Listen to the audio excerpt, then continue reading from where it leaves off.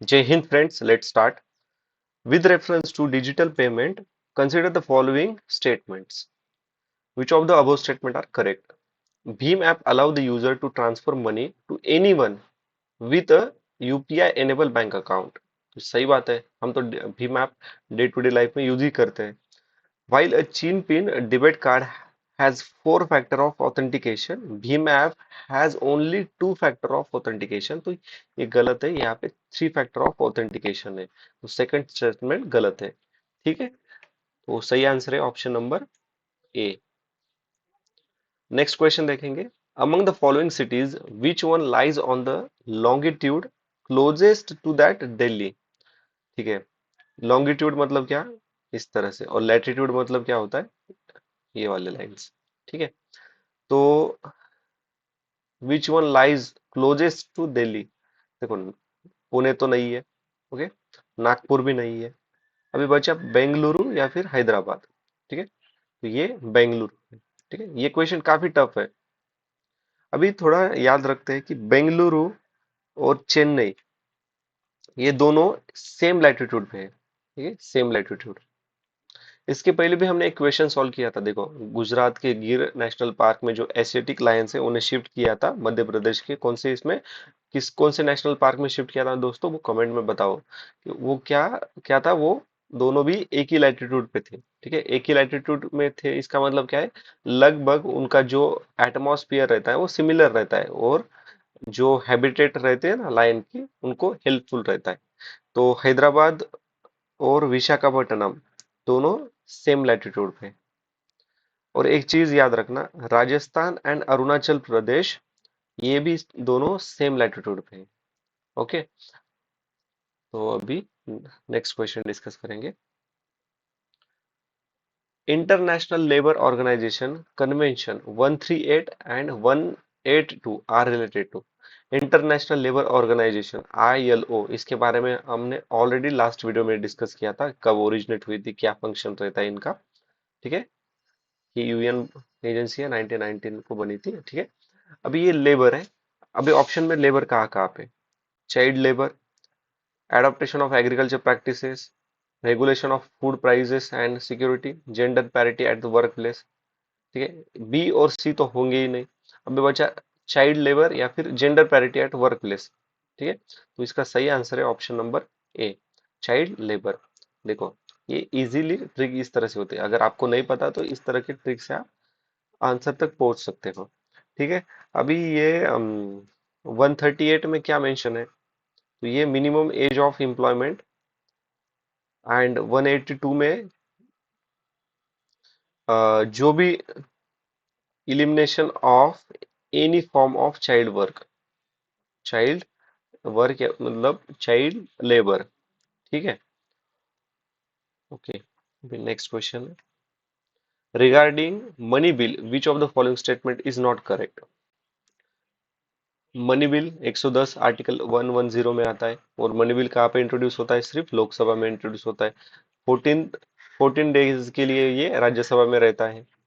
ठीक है, अब इन हमें नॉट करेक्ट पूछा है इन्होंने। A bill shall be deemed to be money bill if it contain only provision related to imposition, abolition, remission, alternation और रेगुलेशन ऑफ एनी टैक्स। ठीक है, सही बात तो है, मनी बिल के बारे में तो बता रहा ही है।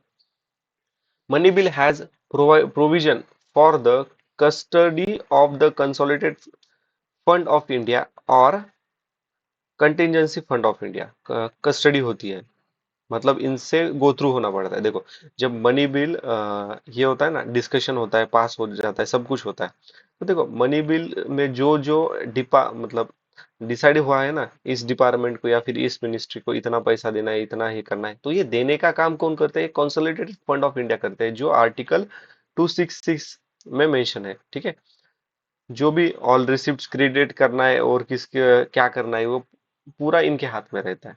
ओके, और कंटिजेंसी फंड मतलब क्या, जो आर्टिकल 267 में मेंशन है, तो यहाँ पे अगर कुछ आपदा आ गई है, ओके, इमरजेंसी सिचुएशन है, तो उनको कुछ मनी मतलब कुछ सहायता प्रोवाइड करने के लिए ये वाला काम कंटिजेंसी इंडिया करती है। ठीक है, मैंने मोटा मोटा बता दिया है, इसमें पूरा डिटेल अलग एक टॉपिक होता है।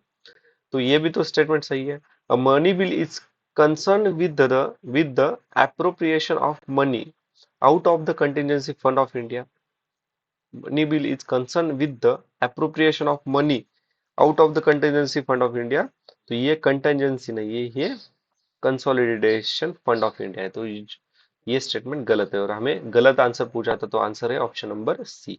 Money bill deals with the regulation of borrowing of money and giving of any guarantee by the government of India. ये स्टेटमेंट भी सही है। ठीक है, अभी नेक्स्ट क्वेश्चन देखते हैं। With reference to election of president of India consider the following statement. कौन सा स्टेटमेंट करेक्ट है? The value of vote of MP of Lok Sabha is more than the value of MP of Rajya Sabha। भाई ये गलत है। ठीक है, ये इक्वल वैल्यू रहती है दोनों भी एमपीज की। The value of vote of each MLA varies from state to state. तो ये स्टेटमेंट सही है। ठीक है, अभी ये फार्मूला याद रखो। Value of MLAs vote, total population of that particular state divided by number of state MLA into 100 and value of MP's vote का ये क्या होता है? तो value of all MLA's vote divided total number of MLA। ठीक है, अभी president के इलेक्शन में कौन कौन पार्टिसिपेट कर सकता है? प्रेसिडेंट इलेक्शन, इलेक्शन बता रहा हूं मैं। तो लोकसभा, राज्यसभा, ठीक है, उसके बाद स्टेट असेंबली, या फिर उसे क्या कहते हैं हम? विधान विधानसभा। तो ये लोकसभा, राज्यसभा, स्टेट असेंबली के जो भी इलेक्टेड मेंबर्स है ना, ठीक है, इलेक्टेड मेंबर्स क्या कर सकते हैं? प्रेसिडेंट के इलेक्शन में पार्टिसिपेट कर सकते हैं। और याद रखना, दिल्ली और पुदुचेरी के जो भी जो स्टेट असेंबली है ना, वहाँ के लोग भी, वहाँ के एमएलए भी पार्टिसिपेट कर सकते हैं। ठीक है, देखो आर्टिकल 61 में प्रेसिडेंट इम्पीचमेंट प्रोसीजर है। ठीक है, तो प्रेसिडेंट रिमूवल में कौन कौन वोट कर सकता है? तो प्रेसिडेंट के रिमूवल में सिर्फ लोकसभा और राज्यसभा के elected plus nominated members participate कर सकते हैं। ठीक है, कोई भी नॉमिनेटेड मेंबर या फिर जो स्टेट काउंसिल होती है ना, स्टेट काउंसिल, इनमें से कोई भी मेंबर इलेक्शन के समय प्रेसिडेंट के इलेक्शन में पार्टिसिपेट नहीं करता। ठीक है, तो ये कंसेप्ट याद रखना, इस पर क्वेश्चन बनते हैं। अभी नेक्स्ट क्वेश्चन देखते हैं। In the Indian context, what is the implication of ratifying the additional protocol with the International Atomic Energy Agency IAEA? The civil, अभी देखो, international atomic energy agency, civilian nuclear reactor come under IAEA safeguard. ठीक है, हो सकता है, देखते हैं। Military nuclear installation come under inspection of IAEA. भाई कोई भी कंट्री अपने मिलिट्री के जो भी, देखो ये जो प्रोजेक्ट है ना न्यूक्लियर वाला, ये बहुत सेंसिटिव प्रोजेक्ट होते हैं। कोई भी मिलिट्री दूसरे कंट्रीज को या फिर कोई भी ऑर्गेनाइजेशन को ना अपने काम में दखल अंदाजी देने नहीं देते, क्योंकि वो सीक्रेट रहते हैं ना मिलिट्रीज में, अलग अलग। पूरे देश की सिक्योरिटी तो इन पे डिपेंड है। अगर इनको इंस्पेक्शन करने का अधिकार दिया तो फिर तो वाट लग गई ना कंट्री के इसकी सिक्योरिटी की। ये तो स्टेटमेंट गलत है फिर। The country will have the privilege to buy uranium from the nuclear supply group. नहीं भाई, ऐसा कुछ नहीं है। और न्यूक्लियर सप्लाई ग्रुप के बारे में हमने ऑलरेडी डिस्कस किया था लास्ट टू लास्ट वीडियो में। ठीक है, इंडिया इसका मेंबर है क्या? India is not member of NSG. The country automatically, मैंने कहा था इंटरनेशनल रिलेशंस और इंडियन पॉलिटी में ऑटोमेटिकली कोई भी चीज होती नहीं है, ये ट्रैप वर्ड है, ये गलत है। तो आंसर है option number A is the correct answer. ये जो सिविलियन न्यूक्लियर रिएक्टर है ना, मतलब इलेक्ट्रिसिटी प्रोड्यूस करने के लिए ये इस्तेमाल होती है। ठीक है, with reference to global alliance for climate smart agriculture, which of the following statement are correct. तो India was instrument in the creation of GACSA। ठीक है। Membership of GACSA does not create any binding obligation. Okay. GACSA is an outcome of climate summit held in Paris 2015 में। तो देखो, ये binding नहीं है, ये स्टेटमेंट सही है। और ये COP 21 में हेल्ड हुआ था, तो ये भी स्टेटमेंट गलत है। इंडिया इसका इंस्ट्रूमेंटल नहीं है। इंडिया इंडिया कौन कौन सी चीजों का इंस्ट्रूमेंटल है? तो ग्लोबल बायोफ्यूल अलायंस का और इंटर सोलार अलायंस का इंडिया इंस्ट्रूमेंटल है। ओके, तो इसका सही आंसर है option number B, two only. Consider the following countries. Which of the above are among the free trade partners of ASEAN? अभी देखो, ये जो 6 ऑप्शंस है ना, इसमें कौन कौन से, जो देखो USA और कनाडा, ये आसियान में आते ही नहीं है। ठीक है, ये एशियन रीजन में आ ही नहीं, दोनों कंट्री। इन दोनों को हटा दो, सीधा आंसर आ जाएगा। 6 इधर है, इधर है। ओके, कनाडा का कौन सा है? दो वाला यहाँ पे गया, ये तो आंसर 1 3 4 5 है। ठीक है, अभी इसमें थोड़ा डिटेल एनालिसिस करेंगे। हमने RCEP के बारे में पढ़ा था।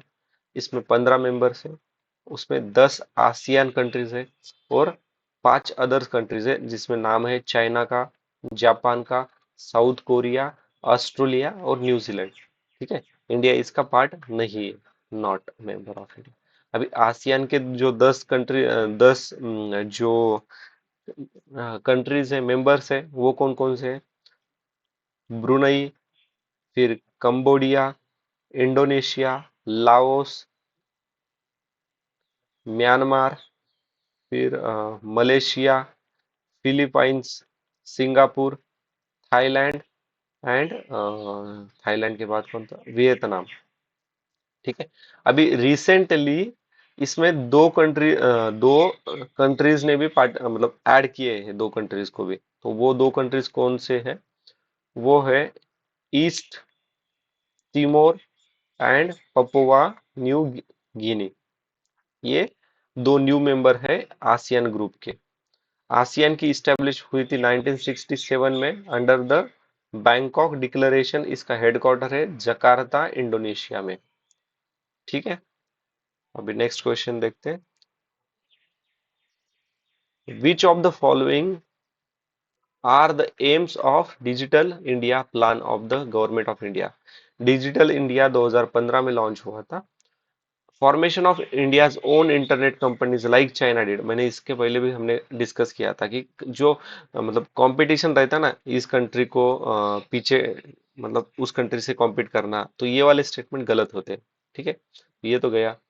ठीक है, establish a policy framework to encourage oversee multinational corporation that collect big data to build their large data center within our national geographical boundaries।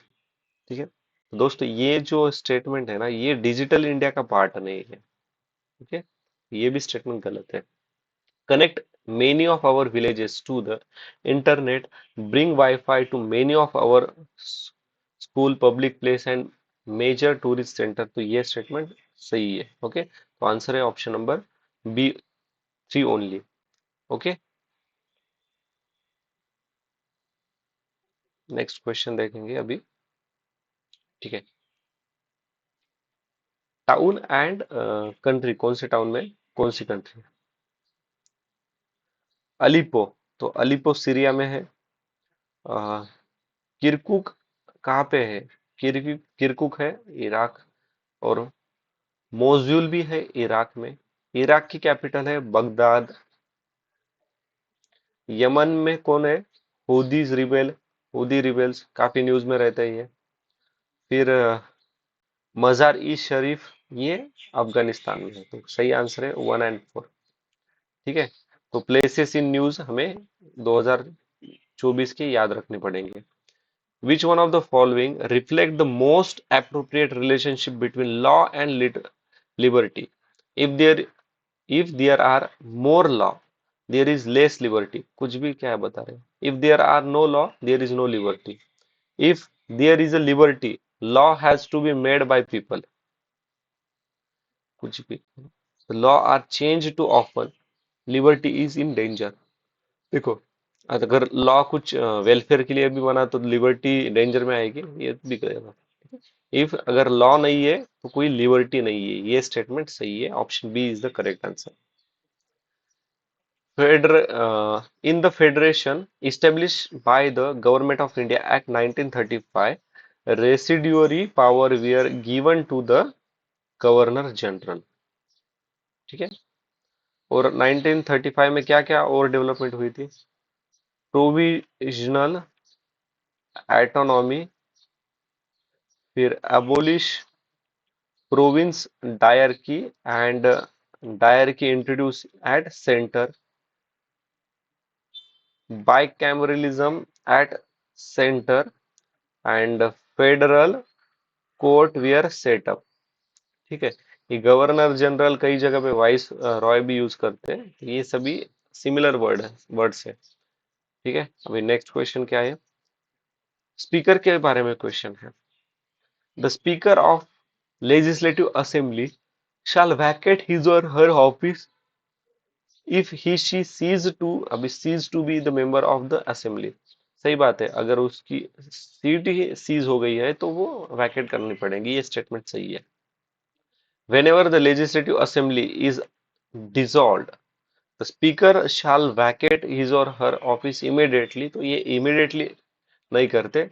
ठीक है, तो ये स्टेटमेंट गलत है, तो answer one is the correct answer. ठीक है। अभी देखो, स्पीकर और डिप्यूटी स्पीकर पे काफी क्वेश्चंस आगे हैं, मैं वहां पे आपको और ज्यादा डिटेल एक्सप्लेन करूंगा। ठीक है। अभी यहाँ पर क्वेश्चन है, no criminal procedure shall be instituted against the governor of a state in any court during during देखो during his terms of office. तो ये स्टेटमेंट सही है, गवर्नर एंड प्रेसिडेंट को। अगर कोई सिविलियन केस वाली होगी ना तो 2 मंथ प्रायर नोटिस देनी पड़ती है। ठीक है। और ये सब कुछ किस आर्टिकल में मेंशन है? तो आर्टिकल 361 में मेंशन है।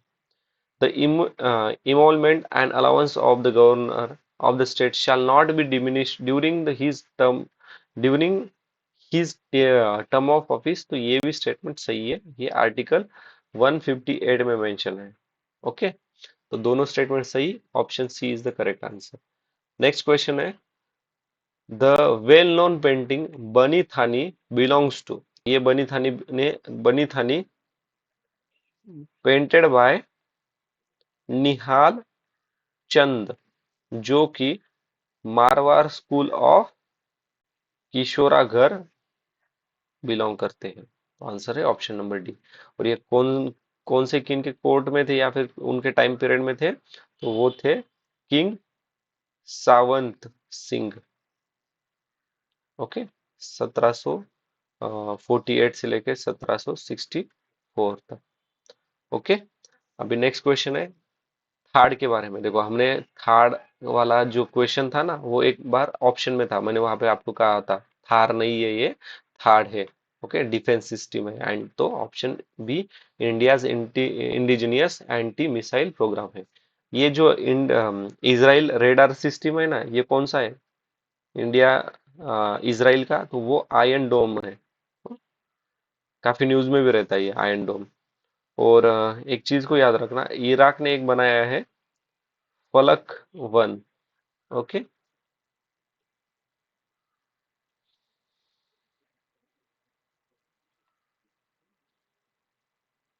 With reference to cultural history of India consider the following statement. अभी देखो, ये ना क्वेश्चन एकदम इससे सॉल्व करेंगे। ठीक है, कॉमन सेंस से सॉल्व करेंगे।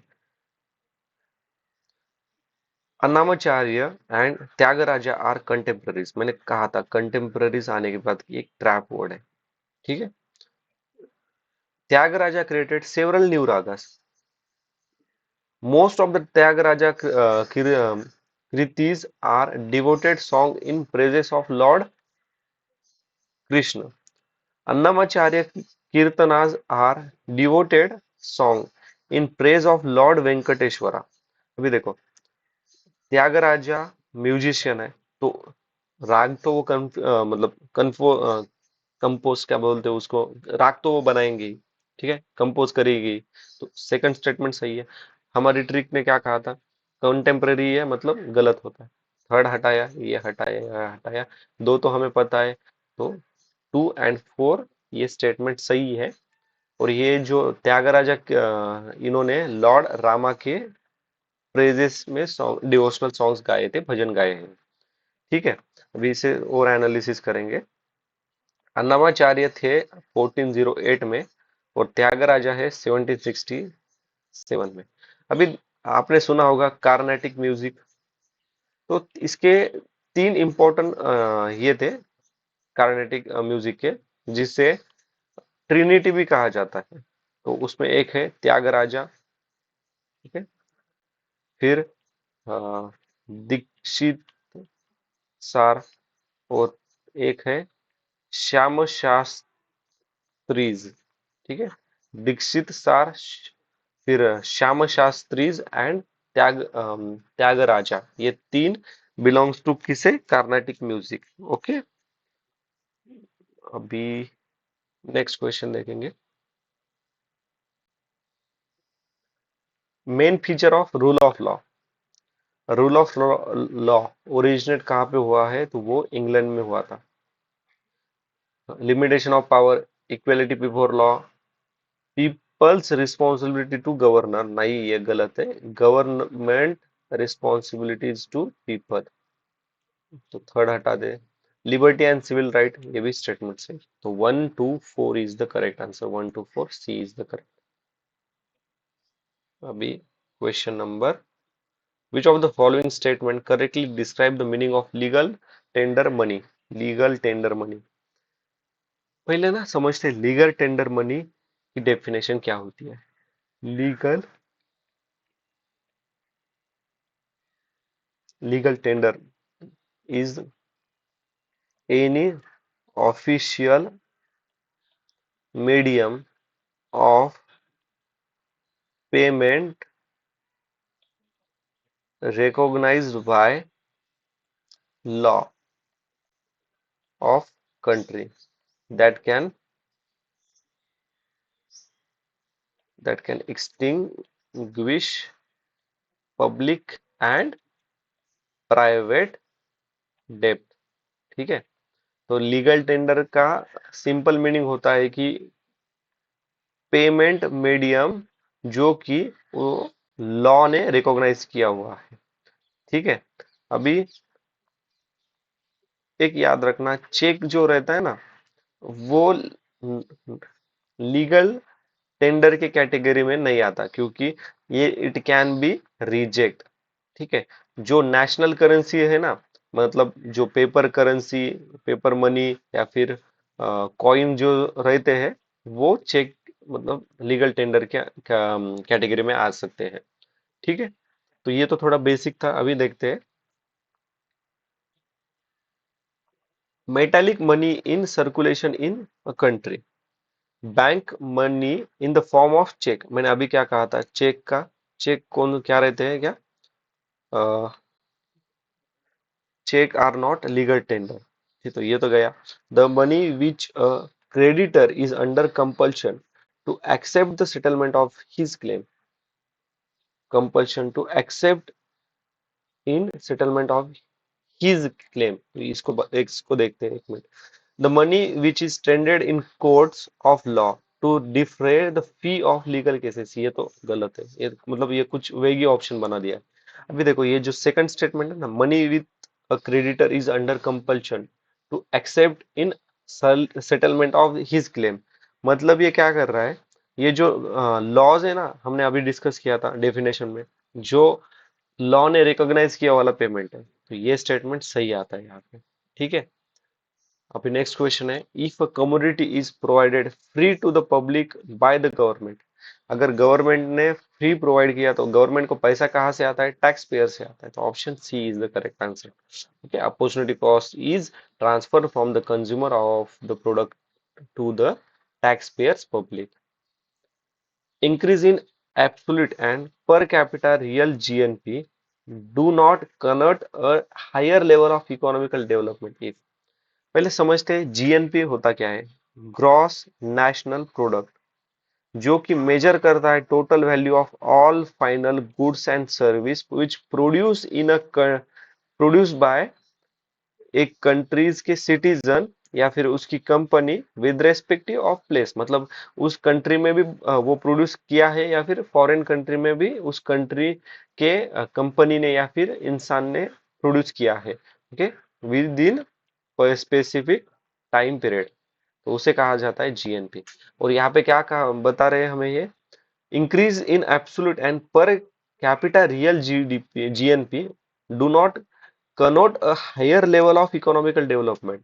तो देखो, इकोनॉमिकल डेवलपमेंट पहले समझते हैं। इकोनॉमिकल डेवलपमेंट क्या होती है और इकोनॉमिकल ग्रोथ क्या होती है। ओके, इकोनॉमिकल डेवलपमेंट, देखो डेवलपमेंट मतलब क्या है? जो इंप्रूव करता है quality of life, living standard. Okay, और ग्रोथ मतलब क्या? Increase in real national income.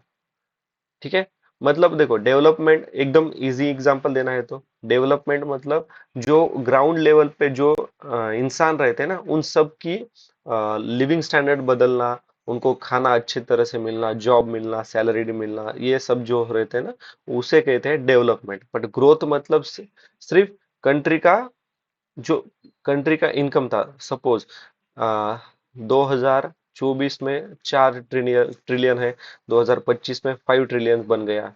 ठीक है, बट इसका मतलब ये नहीं है कि डेवलपमेंट हो रही है। इसका मतलब सिर्फ ये होता है ग्रोथ हो रही है, मतलब एक पर्टिकुलर ग्रुप ही आगे बढ़ रहा है। ठीक है, तो फिर डेवलपमेंट मतलब सब लोगों का आता है। तो ऑप्शन सी को ध्यान से देखो, पावर्टी एंड अनएम्प्लॉयमेंट इंक्रीज होगी। तो option C is the correct answer. ठीक है, नेक्स्ट क्वेश्चन।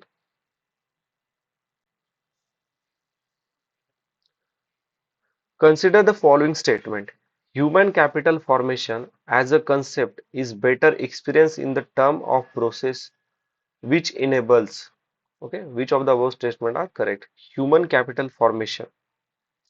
अभी देखो, ह्यूमन कैपिटल फॉर्मेशन, ह्यूमन के पास स्किल होता है, नॉलेज होता है।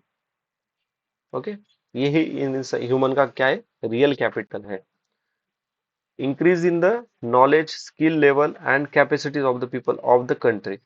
अभी ये जो ये तो पता है, दो तो सही है अभी, दो तो सही है, ये तो हमें पता है। ठीक है, मतलब ऑप्शन वन गया। अभी वन टू, टू या फिर टू फोर।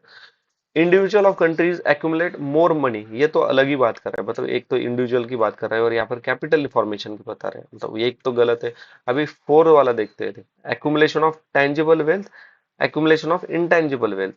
देखो, इनटेंजिबल वेल्थ मतलब ही knowledge, skill, capacity of the capacity जो रहती है ना पीपल की, इसे ही इनटेंजिबल वेल्थ कहा जाता है। तो two and four is the correct answer, option number C. Despite being a high saving economy, capital formation may not result in significant increase in out, output due to। ठीक है, तो not result in significant increase in output. देखो, countries की जो development होनी चाहिए ना, high saving economy, क्या कहा है? Despite being high saving economy, capital formation may not result in significant increase in output. तो इनकी एडमिनिस्ट्रेशन वीक होगी। लिटरेसी, देखो लिटरेसी का तो कोई ये नहीं आएगा। पॉपुलेशन डेंसिटी, इससे भी कोई रिलेशन नहीं होगा। अभी बच्चे वीक एडमिनिस्ट्रेशन या फिर हाई कैपिटल आउटपुट रेशियो। तो high capital output ratio is the correct answer है इसका। ठीक है, अभी क्वेश्चन नंबर 51 में क्या है? Santhal uprising subsidise what was और measures taken by the colonial government. Santhal Santhal सब अपराइजिंग हुआ था 1855-56 के इसमें। लीडर कौन थे? इसके लीडर थे सिंधो एंड कानो मुर्मू। ठीक है। The territory called Santhal Pargana were created, तो ये स्टेटमेंट सही है। It become illegal for Santhal to transfer land to non Santhalis, ये भी स्टेटमेंट सही है, दोनों स्टेटमेंट सही है। ठीक है। Santhal settles in Rajmahal hills, जो कि बिहार में है। और ये नेटिव कहाँ के थे? तो ये झारखंड, वेस्ट बंगाल और उड़ीसा के नेटिव थे। ठीक है। तो आंसर तो हमें पता है, ऑप्शन सी है। अभी क्वेश्चन नंबर 52 को देखते हैं। Economically one of the result of British rule in India in the 19th century, अभी देखो इकोनॉमिकली ब्रिटिशरों ने क्या किया है, इंडिया को लूटा है। मतलब जो भी ऑप्शंस है ना, उसमें हमें नेगेटिव ऑप्शन ही हमारा आंसर होगा। Increase in the export of Indian handicraft, अबे भाई ये पूरी तबाह कर दी थी इस ब्रिटिशरों ने, ये तो आएगा नहीं। Growth in the number of India's Indian owned factories, बाप रे कुछ भी, अरे इंडियन जो ओनर्स थे ना उनपे तो सबसे इंडियन ओनर जो थे फैक्ट्रीज के, उनपे सबसे ज्यादा टैक्स, सबसे ज्यादा वसूल किया जाता था as compared to European company के जो ओनर थे ना, फैक्ट्री ओनर्स थे। ठीक है। तो commercialisation of Indian agriculture, rapid increase in urban population, तो देखो rapid increase in urban population ये नहीं है। कमर्शलाइजेशन ऑफ इंडियन एग्रीकल्चर हुआ था, जैसे कि देखो जो कैश क्रॉप रहते ना, वो मोर कैश क्रॉप प्रोड्यूस करने के लिए वो बोलते थे, जैसे कि इंडिगो प्लांटेशन। तो इससे क्या होता था, देखो अगर आपने, ये आपकी खेती है, ठीक है, इस वाले एरिया में आपने इंडिगो लगाया, आपको इंडिगो आ गया। तो ये एक, ब्रिटिशर क्या करते थे, ब्रिटिशर जो उनके व्यापारी थे ना, वो बोलते थे कि मैं सपोज 100 रुपए में आपका ये पूरा लूंगा, बट लेते थे 50 रुपए में। एक तो देते थे लोन, फिर एक तो इस लोन के चक्कर में वो फार्मर लोन के वो ट्रैप में अटक जाता था। ठीक है। और दूसरी बात थी कि ये जो फिर बची वाली लैंड है ना, ये इस पे वो क्या करता था, बाकी के जो क्रॉप्स रहते थे ना वो क्रॉप्स उगाता था। ठीक है। पहले यही जो क्रॉप्स रहते थे ना, फूड क्रॉप्स लाइक वीट उगाना, या फिर गेहूं, दाल चावल वगैरह उगाना, तो वो पहले पूरे फील्ड में उगाता था, बट अभी एक ही इतने फील्ड में ही उगा रहा है। अभी नेक्स्ट टाइम क्या होता है, ये जो इस एरिया में उसने इंडिगो प्लांटेशन किया ना, तो ये नेक्स्ट ईयर के लिए ना उसको ये पूरी लैंड क्या करनी पड़ती है, मतलब वो यूजलेस हो जाती है, क्योंकि जो इंडिगोज के जो रूट्स रहते हैं ना वो काफी नीचे तक चले जाते हैं। ठीक है। अभी ये सिर्फ मैंने याद रहने के लिए मैंने आपको ये स्टोरीज बताई।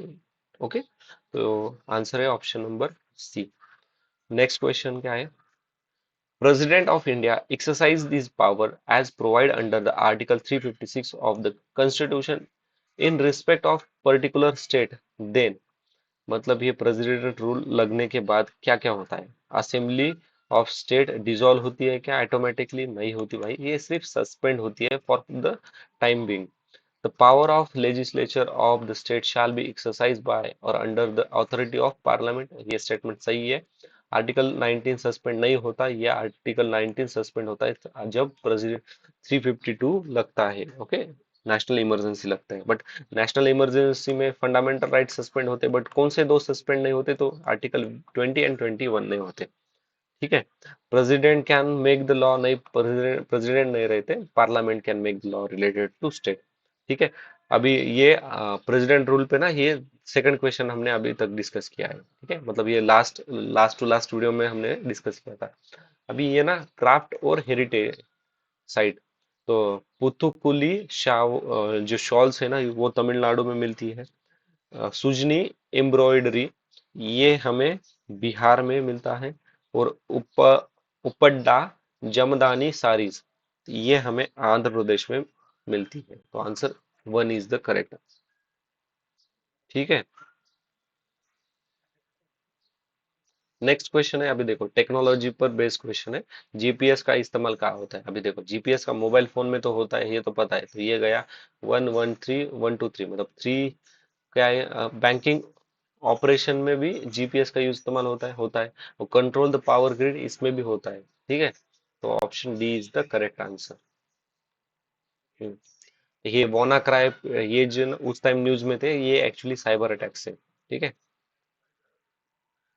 इसमें ना एक चीज को याद रखना, एक्सो प्लैनेट्स। एक्सो प्लैनेट मतलब देखो, ये हमारी जो सोलर सिस्टम है ना, हमारी अपन जहाँ पे रहते हैं, अर्थ जैसे सन के अराउंड घूमती है ना, उसी तरह से गैलेक्सी में नंबर ऑफ सोलर सिस्टम्स है। ठीक है।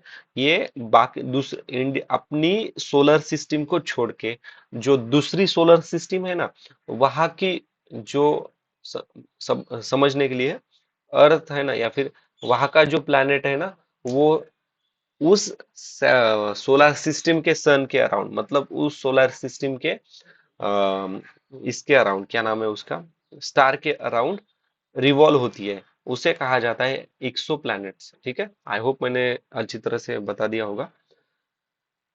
अभी क्वेश्चन क्या है, 56। Reserve bank of India manage and service government of India security but not in state. भाई RBI central bank, bankers of bank कहा जाता है, कुछ भी क्या, ये स्टेट गवर्नमेंट की सिक्योरिटीज का भी काम देखते हैं। ठीक है। तो पहला हटाते हैं, हो गया, ये गया। 3 and 2 3, मतलब 3 तो हर हालत में सही है। Treasury bill offer are issue at a discount from the par value. फिर treasury bill are issued by the government of India and there are no treasury bill issued by the state government. Treasury is not issued by the state। भाई ये statement सही है। Okay. अभी treasury bill क्या होते हैं, ये एक शॉर्ट टर्म डेब्ट इंस्ट्रूमेंट रहती है। सेंट्रल गवर्नमेंट इसे यूज करती है एज अ कैश मैनेजमेंट। ठीक है। तो answer C is the correct है।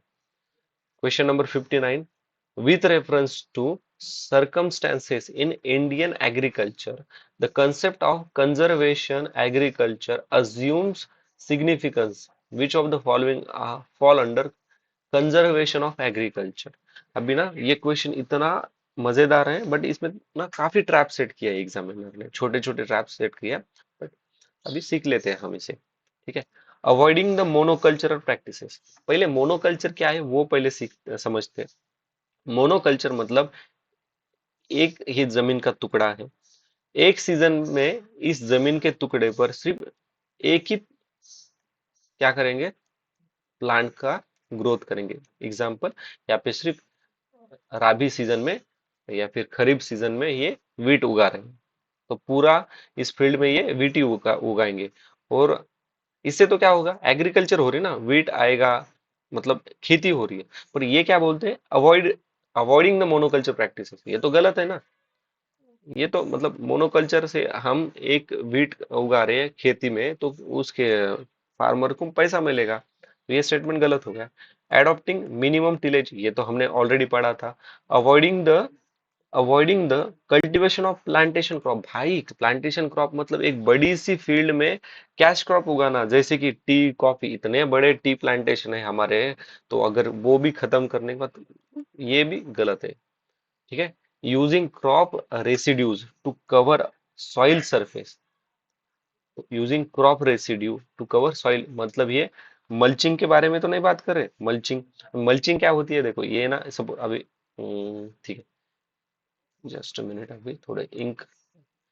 ये है लैंड। ओके। इस लैंड पे है ये क्रॉप। ठीक है। ये पेड़ है। अभी ये पेड़ के नीचे जो मिट्टी वगैरह रहती है ना, तो ये जो साइड है ना, यहाँ पे इन्होंने इसको कवर किया हुआ रहता है। ठीक है। फिर यहाँ पे दूसरा प्लांट, यहाँ पे फिर से कवर, तो ये कवर किया हुआ रहता है, उसे कहते हैं मल्चिंग। ठीक है। मल्चिंग कहा जाता है इसे। तो ये स्टेटमेंट सही है। Adopting the spatial and temporal crop sequencing या फिर क्रॉप रोटेशन, ये तो सही है। ओके। तो आंसर है 2 4 5। 2 4 5 C is the correct answer. ठीक है। अभी ना इसमें और थोड़ा वैल्यू एडिशन करेंगे। कंजर्वेशन एग्रीकल्चर, ये 3 मेन प्रिंसिपल्स हैं। पहला है मिनिमम टिलेज जो कि हमने ऑलरेडी पढ़ा था, एंड सॉइल डिस्टरबेंस। दूसरा है permanent soil cover with crop residues, मतलब मल्चिंग की। और थर्ड है क्रॉप रोटेशन या फिर इंटर क्रॉपिंग। ठीक है, अभी नेक्स्ट क्वेश्चन देखेंगे।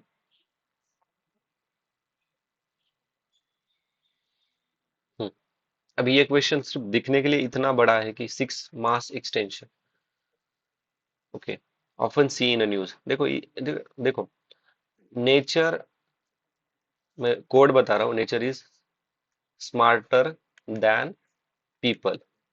ठीक है, नेचर क्या करता है पता है क्या, एक पर्टिकुलर टाइम पीरियड के बाद वो खुद ही एक्सटेंड करता है खुद का। बट ये जो अभी तक फिफ्थ, पांच ऐसे मास एक्सटेंशन हुए हैं, बट छठवा जो एक्सटेंशन चल रहा है ना, ठीक है, वो ड्यू टू ह्यूमन ग्रीड इतनी, मतलब तेजी से आ रहा है वो। ठीक है, तो इसका सही आंसर है option number D, mankind's over exploitation, misuse of natural resources, fragments, loss of natural habitat, destruction of the ecosystem, pollution and global climate change. ठीक है, अभी क्वेश्चन नंबर है 61, with reference to Indian regional navigational satellite system consider the following statement. ठीक है, India will have its own satellite navigation system, ठीक है, with full global coverage by the mid of 2019। भाई, India के पास जो नेविगेटिव system है ना, नाविक नाम है उसका, वो पूरे ग्लोबल को कवर नहीं करता। ठीक है, तो ये स्टेटमेंट गलत है। और उन्होंने तो 2019 तक का टारगेट दिया है, अपन 2025 में है, अभी भी हमको पता है नेविक कहाँ तक आया है। ठीक है, तो ये गलत है। और देखो statement two, cover entire India and above 5,500 square kilometre beyond its border. तो ये 5,500 नहीं है, सिर्फ 500 स्क्वायर किलोमीटर। देखो ये डेटा ट्रैप यहाँ पे भी। ठीक है, ये भी स्टेटमेंट गलत है। दो और तीन ये गया अभी वन या फिर नन। तो इसे three satellite in Jio stationery and four satellite in Jio synchronous orbit, ये स्टेटमेंट सही है। ठीक है, अभी क्वेश्चन नेक्स्ट देखते हैं। Which of the above are predictions of Albert Einstein general theory of relativity often discussed in media? तो मुझे बताओ, light is affected by gravity. Yes, light bend होती है ड्यू टू ग्रेविटी, तो ये स्टेटमेंट सही है। तो यूनिवर्स इज कॉन्स्टेंटली एक्सपांडिंग, ये तो सही है। ओके, ये तो हमने देखो 11th स्टैंडर्ड की जो एनसीईआरटीज है ना, मे बी चैप्टर नंबर 2 में ये एक्सप्लेन है। ओके, पहले पैराग्राफ में ही कि वो एक बलून का डायग्राम है, उस पर उन्होंने बताया था कि जैसे जैसे बलून फूकता है वो उस तरह से। ठीक है, ऑप्शन स्टेटमेंट थर्ड क्या है, matters wraps it's surroundings space time, तो ये भी थ्योरी ऑफ रिलेटिविटी में ही मेंशन किया था। तो ये all of the above are correct, D is the correct answer. With reference to genetically modify mustard, GM mustard developed in India, consider the following statement. GM mustard has the genes of a soil bacterium that gives the plant the property of pest resistance to a wide variety of pests. Statement 2, GM mustard has the genes that allow the plant cross pollination and hybridization. ठीक है, cross pollination और hybridisation, मतलब growth के लिए ज्यादा मदद करे, और जीएम का वही टारगेट रहता है, ये तो सही है। GM mustard has been developed jointly by, by के बाद हमेशा क्या रहता है, ट्रैप रहता है। तो बाय द IARI नहीं है, ये दिल्ली यूनिवर्सिटी है। ठीक है, दिल्ली यूनिवर्सिटी का कौन सा डिपार्टमेंट है, तो बायोटेक्नोलॉजी डिपार्टमेंट है। ठीक है, और जीएम मस्टर्ड जो रहते हैं ना, ये पेस्टिसाइड के लिए नहीं रहता, ये हर्बिसाइड रेजिस्टेंस है, और ये टैकल करते हैं वीड्स। तो ये भी गलत है, ये भी गलत है, तो statement two is the correct है इसमें, option B is the answer. अभी ये टर्म्स इन न्यूज है। बेले टू एक्सपेरिमेंट, तो ये Belle two experiment actually particle physics का ही पार्ट है। और black blockchain technology, crypto currency, मतलब सिर्फ ये दो सही है। और ये जो CRISPR कैस 9 है ना, ये एक मॉलिक्यूलर सीजर है। मॉलिक्यूलर सीजर, इस पर एक ना डेडिकेटेड क्वेश्चन है। ठीक है, तो इसका सही आंसर है सिर्फ option, okay, option B, two only. ठीक है। और ये जो बेला टू प्रोग्राम है ना, ये जापान का प्रोग्राम है। और इंडिया इंडिया के जो IITs है ना, इन्होंने भी इनके साथ कोऑपरेशन किया हुआ है। ठीक है, तो अभी क्वेश्चन नंबर 66, आज का आखिरी का क्वेश्चन डिस्कस करेंगे हम। अभी देखो ये इतना बड़ा क्वेश्चन है। ठीक है, पहले 65 देखते हैं, 65 भी बच गया। कार्बन फर्टिलाइजेशन, मेरे को बताओ, फर्टिलाइजेशन मतलब क्या होता है? खाद। खाद। खाद क्यों डालते हैं हम खेत में? एग्रीकल्चर प्रोडक्शन बढ़ाने के लिए। तो इसी तरह के ऑप्शन हमें सर्च करने हैं अभी। Increasing plant growth due to increasing concentration of carbon dioxide in the atmosphere, positive है।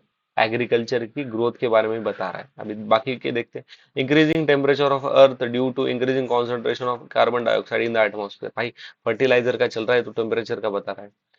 Acidity of ocean as a result of increasing concentration of carbon dioxide in the atmosphere, गलत है यार, acidity ocean की उधर लेके गया अभी। Adaptation of all living beings on the earth to the climate change brought about to increase the concentration of carbon dioxide in the atmosphere, ये भी स्टेटमेंट गलत है। ए इज द करेक्ट आंसर है इसका। ठीक है, कार्बन फर्टिलाइजेशन, इसके पहले हमने हमने कार्बन सिक्वेस्ट्रेशन देखा था। ठीक है, कार्बन सिक्वेस्ट्रेशन में देखा capture and store carbon dioxide by plants. ठीक है, अब ये जो क्वेश्चन है ना इतना बड़ा, okay, when the alarm clock of your smart rings in the morning you wake up and tap it's alarm causes your, मतलब तुमने आप उठ गए हो, आपके स्मार्टफोन का अलार्म बज गया है। फिर आपका गीजर ऑटोमेटिकली चालू हो गया है। फिर smart mirror in your bathroom show the day's weather, also indicate. देखो आपने आयरन मैन मूवी देखा है क्या? उसमें वो आयरन मैन का जो बंगला रहता है ना, उसका ये एक्सप्लेनेशन इन्होंने किया है ये पूरा। देखो इतना बड़ा है ये क्वेश्चन, आप पढ़ सकते हो। इसका आंसर है इंटरनेट ऑफ थिंग्स। ठीक है, आई IoT। ये जो बॉर्डर गेटवे प्रोटोकॉल है ना, ये बॉर्डर गेटवे प्रोटोकॉल एक्सचेंज करता है routing information of autonomous system. ये IP एड्रेस हमने काफी बार सुना है, IP एड्रेस। ओके, अगर कोई सिम कार्ड किसी का गुम हुआ होगा तो उसने तो काफी बार ये IP एड्रेस वाला सीन सुना होगा। तो IP एड्रेस क्या करता है? ये डेटा ट्रैवल टू डेस्टिनेशन का काम करता है।